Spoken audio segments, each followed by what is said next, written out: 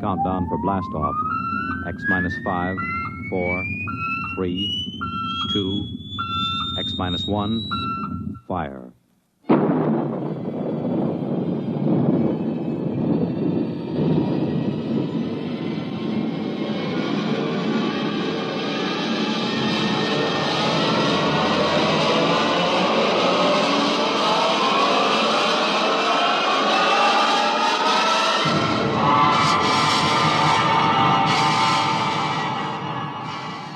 From the far horizons of the unknown come tales of new dimensions in time and space.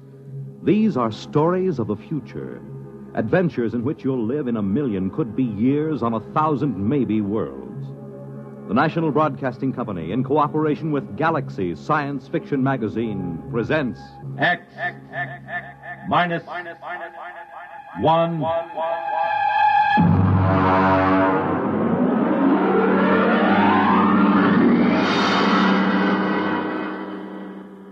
Tonight, Caretaker by James A. Schmitz.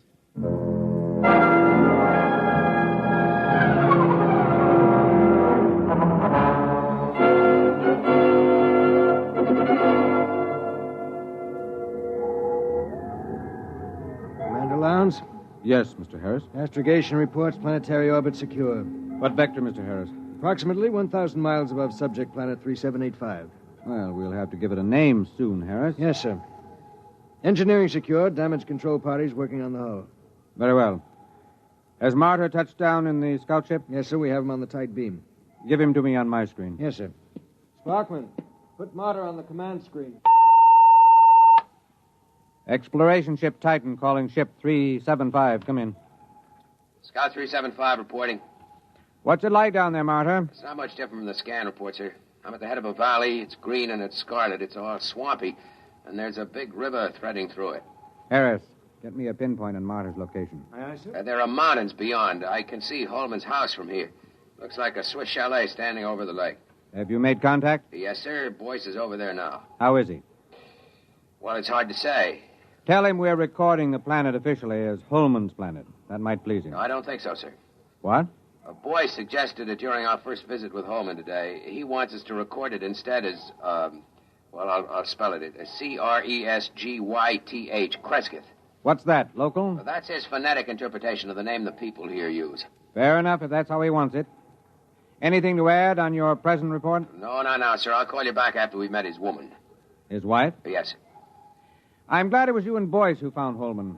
You're reliable men, you in particular. Martyr, I don't need to emphasize that Holman's discovery of what appears to be the first genuine human race ever encountered outside of Earth is of primary importance. Yes, sir. Boyce might be inclined to hurry through the diplomatic overtures. You'll be careful about that part of it, Martyr. Yes, very careful, sir. On the 2 continents we've scanned before, we've found no traces of human inhabitants, present or past. Yes, I know, sir, but Holman's... It's possible Holman's acquaintances are the sole survivors of humanity here. If we frighten the tribe into hiding, there may never be another contact. Yes, I understand, sir. Fine. Now then, what about these other creatures? What did Holman have to say about them? Well, in the 20 years he's been marooned in this valley, he's had only 3 or 4 actual encounters with them, sir. Rather violent encounters on his side. Apparently they learned to avoid him after that. They're called Zares. He seems to have an almost psychopathic hatred for them. That's not very surprising. We pulled up a scout drag a little while ago, bagged a couple of specimens. The description checks with Holman's description of the Zares, the worm-like, slimy, blue body with a set of arms, legs, and head. Out of the water, they seem to wear some kind of clothes, presumably to conserve body moisture. Yes, that's what he said. All right now, Martyr. I want you to continue according to the plan. And remember, be careful of Holman. He's been alone on this planet for 22 years. He deserves a lot from us. Yes, sir. But he hasn't been alone. He has his wife.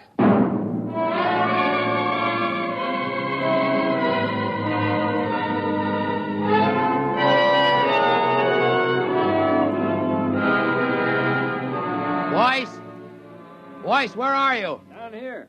I'm with Holman. Check in with the exploration ship? Yes, it's all right. Holman, they say they'll name the planet the way you want it. That's good. Celia will like that. Celia? My wife. I called her Celia from the start. She likes the name. I see. Where's she now? Oh, she's out somewhere. She's very timid. She'll show up sometime in the night, and I'm leaving the doors open for her. I'll talk to her a little first to reassure her, and you can meet her then. Meanwhile, would you like to see her picture? Why, have you got photographs? No, I painted it. I used to do a little bit before I went into service. It's over here. I've done about 50 or so paintings over the years. I paint a lot of them over, you know. Here. I grind my own pigments and cut brushes from the swamp grass. I'd give my arm for a good camel's hair brush. Here she is. Beautiful. Real good looking. Of course, it isn't an exact likeness. I tried to capture the spirit. I think I've got it pretty good. Well, there's something about that picture sort of... Never mind, boys. Boyce doesn't know much about art. Yeah, but I know what I like. I like a good-looking woman. You're a lucky man, Holman. You wanted to see the deep water well. It's right through here. Actually, it's just an opening through the concrete to the river that runs below. It's as pure as anything you could wish. If they want to refresh the water tanks at the ship... Yes, I'll take it up with the captain. We'll be staying a week or more. We're to follow your judgment in every way in establishing contact with the Cresquithians. Good. We can't do anything till Celia comes in, and we'll have to be very tactful then. But I'm sure it won't take a week. Well, what makes them so shy of us? Oh, it's not you, it's me. Or it's an impression I gave them of the earth kind of human beings. Come on upstairs and I'll tell you.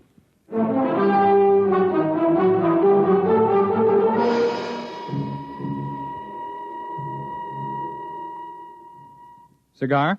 It's a local swamp grass. Is it safe? Well, I've been smoking them for years. You were telling us about the native humans. Well, I've never asked Celia much about her people. There's some kind of very strong taboo that keeps her from talking about them. How'd you meet her? Well, our ship crashed into the valley originally. I was the only man left in the original crew of 4. Manning went insane 2 days before we made a planetfall and killed Nichols and Dawson. And so I killed Manning before he could wreck the ship completely. Have you got a light, Marta? Thanks, I'm all right. You see, it was unavoidable, but they never understood it, those people of Celia's. Well, how did they find out? I was unconscious for about a month and completely blind for 6 months afterward. Blind? Well, they got me out of the wreck and nursed me back to life. But as soon as I was out of danger, only Celia would stay with me. She and I were alone for weeks before I regained my sight. How did they know I killed the others? Well, they're sensitive in a number of ways, and there were those bodies in the ship. They withdrew from me as soon as I no longer needed their help. Then in all this time you were never able to gain their confidence? It's not a question of confidence. It's a question of, well, I'm trying to tell you. I didn't mind being alone with Celia. You'll understand that when you see her.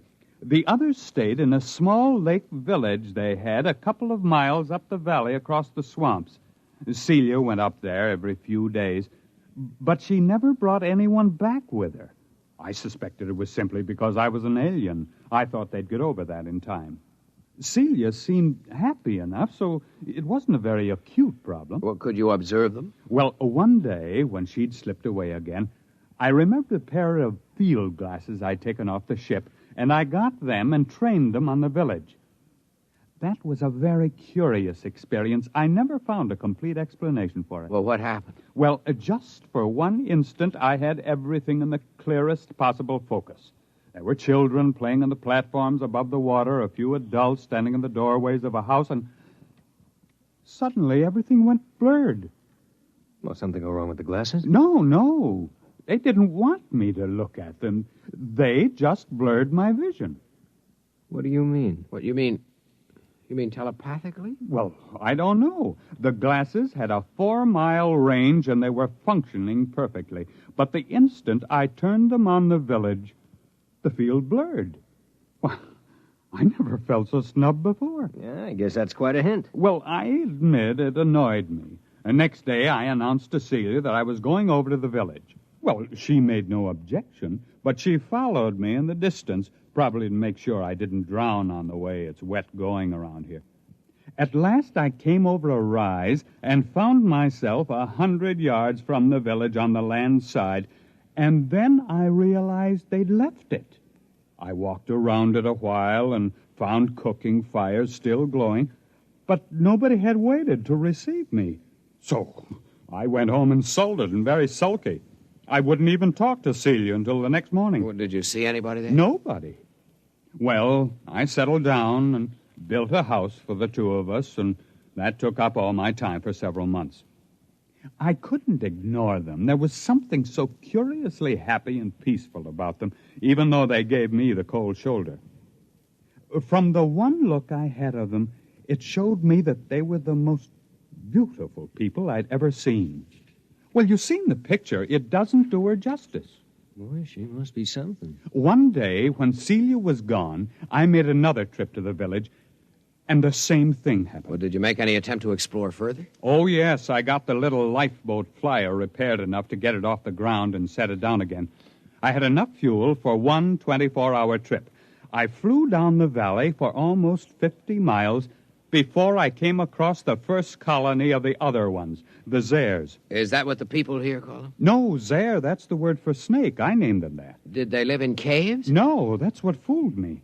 It was a village of houses just like the one here. I sat down on the lake and I saw them. They just stood there, very quietly watching me through the doors and windows. What made it worse somehow was that they wore clothes, but the clothes didn't cover enough. Those weaving, soft, blue, slimy bodies and those staring eyes. I backed down the ladder with my gun ready in case they rushed me, but they never moved. Did you find any more of them? There were about 8 more colonies of Zares further down the valley, but there was no trace of another tribe of humans. At the time, I didn't know just what to make of it. There was a possibility that my village represented an advanced troop of human beings into the land of snakes. But it turned out to be the other way around. It seemed to be the snakes that were pushing out the humans. So I swore to myself that as long as I lived, at least, human beings were going to hold this section of the valley undisturbed in its safety. When I came back, I said to Celia, "Celia, I must speak to your people. Go tell them I'll come again tomorrow, and they mustn't run away." Well, she looked at me, and then she went in the direction of the village. Did they wait for you? Well, she came back late at night, crept into my arms, and told me they promised to wait for me. Oh, I set out the next morning full of great plans. After all, the Zare snakes lived in widely scattered settlements. The villagers and I could wipe out those settlements one by one until we'd cleared the land. But then I didn't realize how different Celia's people were from us. How? What happened? Well, I came over that rise, and there the village was. This time I knew they'd stayed home. And then, not 20 feet off my path, I saw 2 of the Zares standing in the bushes, one watching me and the other looking at the village. They were the first ones I'd seen that close, and they were horrible. They had a rapacious, greedy look. They seemed oily and unclean. Each had a kind of tricky crossbow over his shoulder, and they couldn't be seen from the village. Would you like something to drink? There's some kind of fermented homebrew I made. No. What happened? Well, I shot them both down before they got over the surprise. It was a natural thing to do, wasn't it? Sure, I guess so. But apparently, from the point of view of the villagers, it wasn't. The village was empty again. When I got back home, I was actually sick with disappointment. And then I discovered Celia was gone. She stayed away 3 days. And when she came back, I never went back to the village. But I don't see why. Neither did I until it was too late. They won't kill their enemies. They're too polite for that. So their enemies are gradually squeezing them out of existence. Captain, what do you expect us to do in this situation? Kill the Zares, as many as we can find.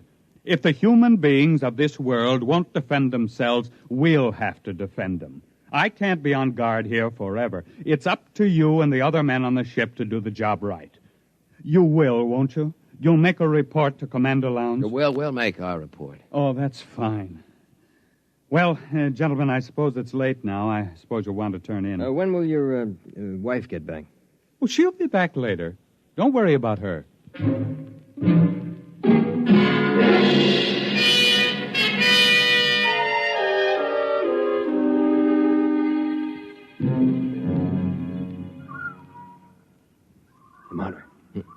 you awake? Why, what do you want? Listen. What?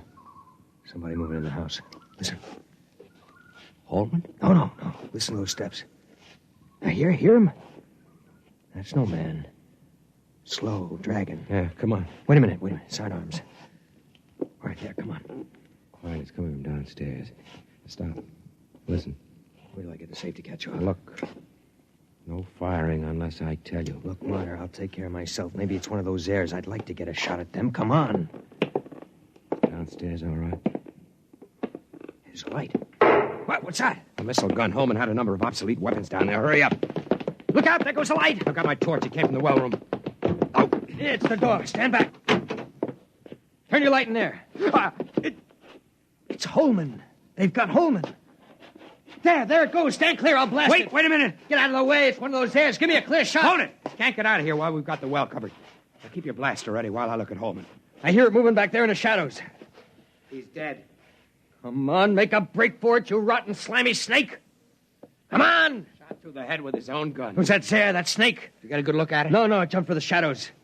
There it is. Marta, swing your torch around. I'll roast it with one blast. Listen. Who's that? You who are his friends, will you listen to me? Who are you? He called me his wife. What? How'd she get in here? If that Zare gets a hold of her... Quiet. Don't move. I won't, Why did you kill him? but I thought you understood. What do you mean she killed him? It was that Zare, the snake. There are medical men who'd say he'd been insane for 20 years as he counted time. They would have forced him back into sanity. I could not bear the thought he should suffer that. Suffer what? Are you all fools? He was a fool, though I loved him. He could not see beyond the shape of things. So here among us, he saw shapes he could bear to see. And those moments when sanity came to him and he saw what was really there, then he killed. Are you all like that? What's she talking about? Is the snake there with her? Go upstairs, boys. Wait for me outside. You're going to kill that snake? Yes, I'll kill the snake. All right, take my blast. Now be careful. Get it between the eyes, Marta. Roast that Zare to a crisp. Go on outside. Are you still there? Yes. Is there any way you can get out? I can leave by the river that flows under the well if you do not shoot at me. I won't shoot at you. May I take his body? Yes. And you will all leave with your ship? I loved him, although my people thought it strange, almost beyond their tolerance. They are foolish, too, yet not as foolish as you are. They saw what was in his mind, and not beyond that. And so they were afraid of him. But he is dead now.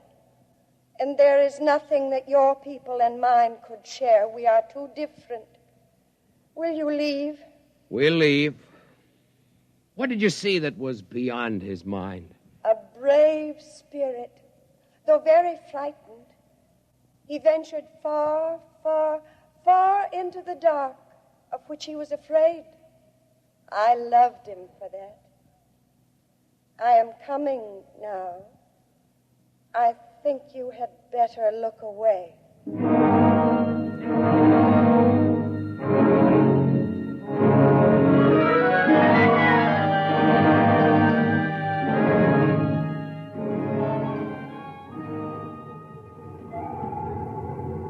Marta, Yes, sir. I've just been down to sick bay. Boyce is all right. He's in shock. Well, I gave him a shot of sedative on my way up here. Oh, the medics say he'll be all right. They're giving him a reconstructive psychotherapy fix. He won't remember much of it. If you had looked squarely at that thing, we might have had to give you the same treatment. Our pickled specimens of the Zare are pretty hideous. I suppose it's all the way you look at it. Yes, I suppose so. Holman had his own way of looking at it. Selective hysterical blindness maintained for 22 years, with his own type of artistic hallucinations thrown in. I can't help wishing it hadn't happened to Holman. He didn't maintain it throughout. When he was hallucinating, he saw them as beautiful. He saw her as beautiful. But when he saw them clearly, the way they really were, he killed them. Who wouldn't? I almost feel like getting out of space and staying out for good. Well, it's time to file a report and wrap up. What are you reporting? That Holman died here quite peacefully about a year before we found him, leaving a diary of inspiring courage and devotion to space exploration behind him. We'll have time enough to work up the diary. That should keep everybody happy. All secure, sir. Shall I close down the ports? Just a minute. Marta, look down there. The whole galaxy. Do you think there actually are people out there somewhere? I hope so. Do you think we'll ever find them? I don't know. They've never found us.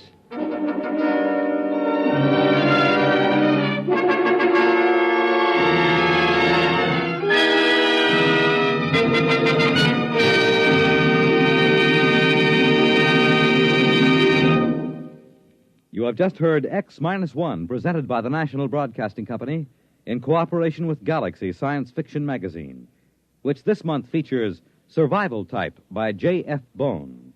Score 1 or 1 million was not enough for the human race. It had to be all or nothing, with one man doing all the scoring. Galaxy Magazine, on your newsstand today. Tonight, X-1 has brought you Caretaker, a story from the pages of Galaxy written by James A. Schmitz and adapted for radio by Ernest Kanoy. Featured in the cast were Ted Osborne, Bill Lipton, Mason Adams, Raymond Edward Johnson, and Betty Kane. This is Fred Collins. X-1 was directed by Daniel Sutter and is an NBC Radio Network production.